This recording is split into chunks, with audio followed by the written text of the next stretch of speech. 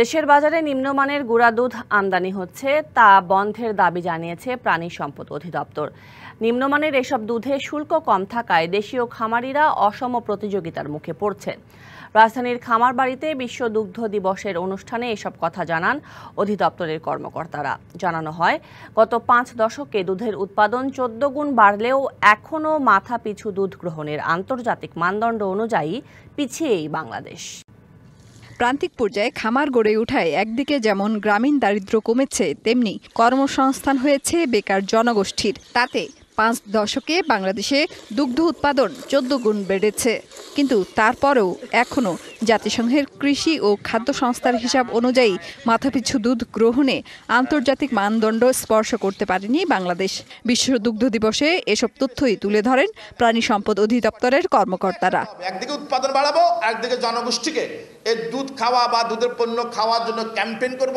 দেশে দুধ বা দুধের খাবার গ্রহণে মানুষের ভুল ধারণা রয়েছে বলছেন চিকিৎসক। আসলে ব্লাড প্রেশার রোগীদের, হাই ব্লাড প্রেশার দুধ খাওয়া তো নিষেধ না, খেলে কোনো প্রবলেমই হয় না। ব্লাড প্রেশার এটা কোনো সম্পর্কই নাই, অনেকে ভয়ে খায় না। In general high blood pressure রোগীদের দুধ খেতে কিন্তু নিষেধ। সিমিলারলি হার্টের রোগী যারা পরিমাণ মতো যা দরকার এটা খেলে কিন্তু তেমন কোনো প্রবলেম হয় না। তবে বাংলাদেশে নিম্নমানের আমদানি গুঁড়া দুধের সাথে অসম প্রতিযোগিতার মুখে দেশীয় খামারিরা। আবার আমদানি করা পশু খাদ্যের দাম বাড়ায় উৎপাদন খরচও বাড়ছে। নিম্নমানের গুঁড়ো দুধ আসে, বৈধ এবং কিছুটা বিভিন্নভাবে আসে। তো সেই জায়গাটায় কিন্তু আমাদের শুল্ক আরোপ করা আছে। তো এই জায়গাটাতে যাতে যে শুল্ক আছে সেই শুল্ক অব্যাহত থাকে বা প্রয়োজনে আরও একটু শুল্ক বৃদ্ধি করে আমাদের এই নিম্নমানের গুঁড়ো দুধ আমদানিটা বন্ধ করতে হবে।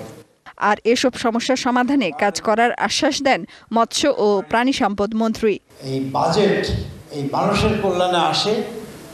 এই যে অংশটি তিনি বলেছেন শুল্ক কিছু জায়গায় প্রত্যাহার করা, শুল্ক আরোপ করা, আমি এটিকে সাধুবাদ জানাই এবং নিশ্চয়ই আমি ব্যাপারে আমার ভূমিকা।